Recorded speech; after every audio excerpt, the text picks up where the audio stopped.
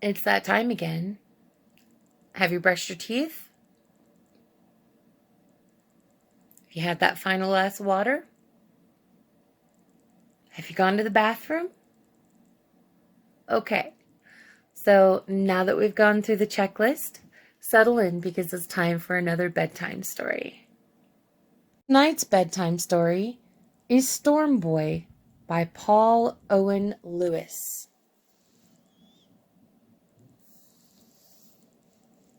I picked this story because it's about indigenous people. Specifically, with these kinds of totem poles, probably up near upstate Washington, near Canada.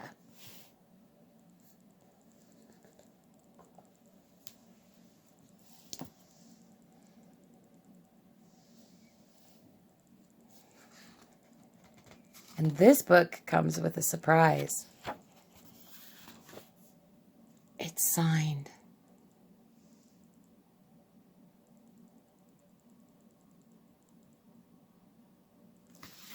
It says, for Braxton, friend to Wales, and this author.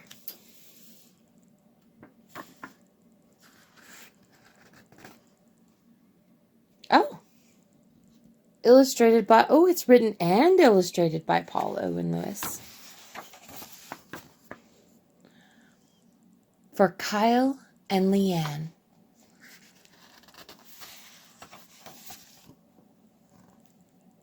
A chief's son went fishing alone.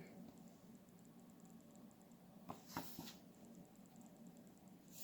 believe those are salmon.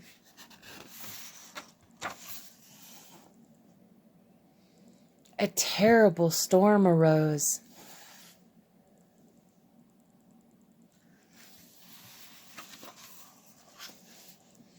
He soon found himself washed ashore under a strange sky he had never seen before. There was a village there. The houses, the canoe, and even the people were very strange. Oh, excuse me. And even the people were very large.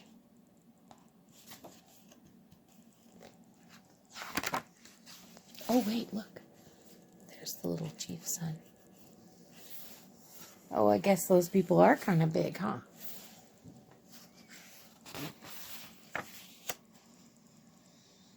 Oh, they are big. I am a chief's son, and I am lost. A storm has brought me to you, said the boy. We know this. You are welcome, son of a chief from above, said one who appeared like a chief himself. And together they entered the largest house of all.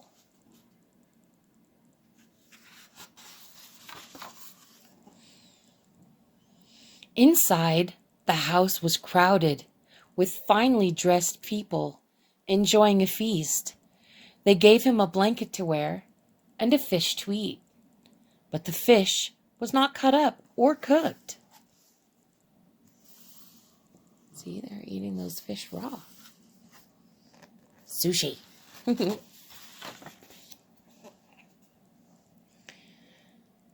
Strange, too, on the walls around were what looked like killer whales. After finishing eating, the chief said to the others, let us sing a welcome song and invite our guests to join in the dance of our people. You are welcome, son of a chief from above, they sang.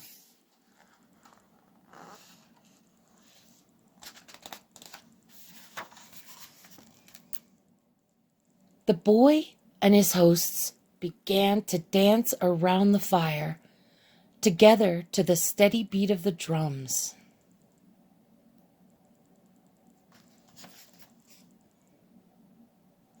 He matched them step for step, and the chief smiled when he saw that the boy had so quickly learned their dance. Look, he really is small in comparison.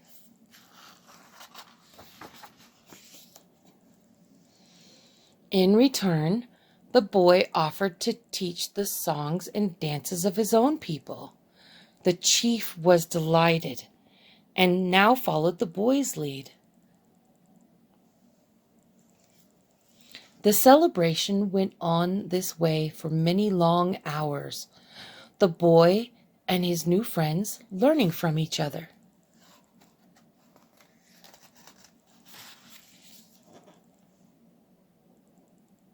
But though the boy was enjoying himself, he began to think more and more of home with each song he sang.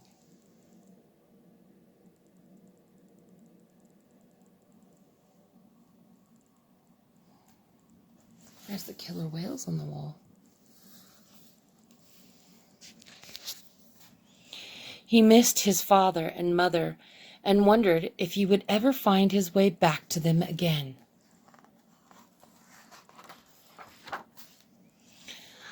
Suddenly, the drumming and dancing stopped. The chief turned to him and said, "We are glad that the storm has brought you to our village, but now you are thinking of your own."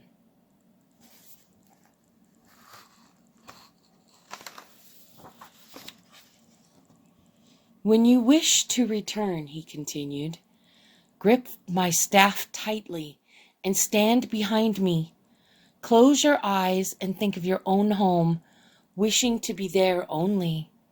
The boy did as he was told. He took the staff and stepped behind the chief. Closing his eyes, he pictured his father and mother, his house, and the people of his village.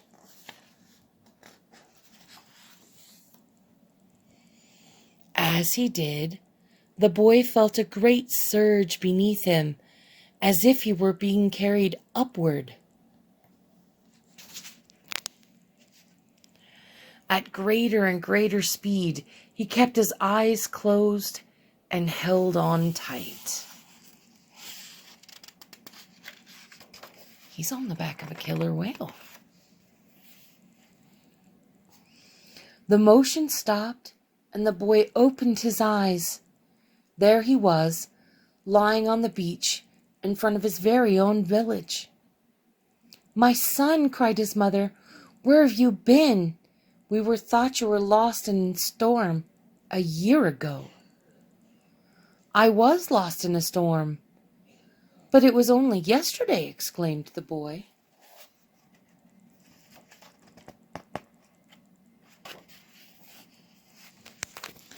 But a year's time had indeed passed since he had disappeared in the storm.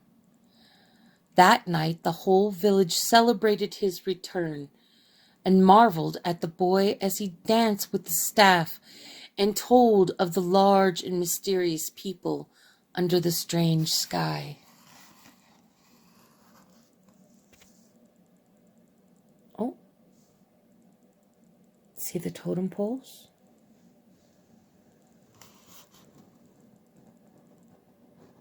And the canoes?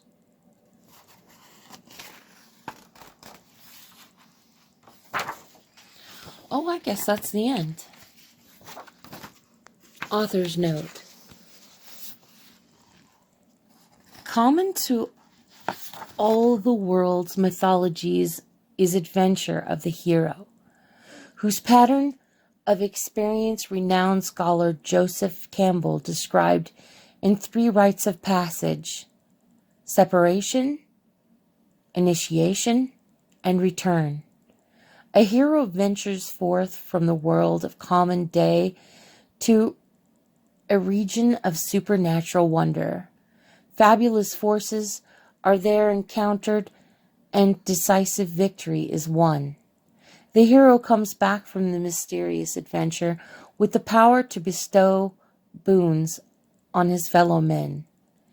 In no place is this universal theme more powerfully represented in the rich oral traditions and bold graphic art of the Haida,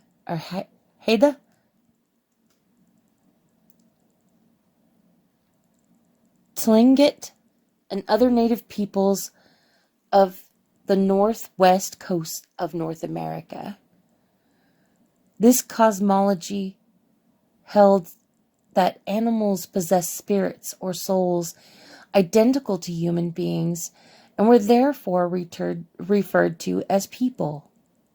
There were wolf people, eagle people, and killer whale people, just as there were human people. Animals had their own territories, villages, houses, canoes, and chiefs, and many were capable of changing into human form at will, blurring the distinction between animals and humans even more. In their own houses, they used human form, and when they wished to appear in their animal form, they put on cloaks and masks and spoke their animal language. The myths frequently tell of heroes being escorted by spirit beings through cosmic doorways beyond which lie villages of people who at some stage betray the fact that they are really bear people or salmon people. Storm Boy is just such an adventure, reflecting Campbell's 3 rites of passage with event motifs unique to the Northwest Coast lore.